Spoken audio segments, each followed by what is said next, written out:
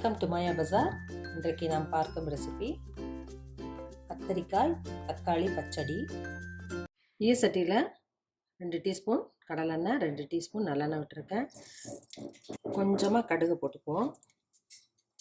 கடலைப்பருப்பு 1/4 டீஸ்பூன், உளுந்து பருப்பு 1/4 டீஸ்பூன், ஒரு பட்டை, ஒரு கிராம்பு, ஒரு பிஞ்சு சோம்பு, வெடிச்செண்ணெய், பச்சை மிளகாய் 2, வரமிளகாய் 1, கருவேப்பிலை கொஞ்சம்,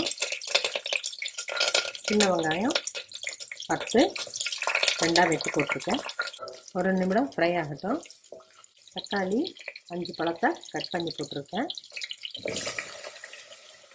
2 நிமிடம் ஃப்ரை ஆகட்டும். 2 நிமிஷம் ஃப்ரை ஆயிடுச்சு. கத்திரிக்காயை பொடியாக தண்ணியில் கட் பண்ணி போட்டிருக்கேன், அதையும் போட்டுடலாம். 2 நிமிடம் ஃப்ரை ஆகட்டும். 2 நிமிஷம் ஃப்ரை ஆயிடுச்சு. மஞ்சள் தூள் 1/4 டீஸ்பூன், சாம்பார் தூள் 1/2 டீஸ்பூன், தண்ணி 1/2 கப்பு. மீடியம் ஃப்ளேமில் 5-6 நிமிஷம் வேகட்டும். இடையில ஒரு தடவை கிளறி விடணும்.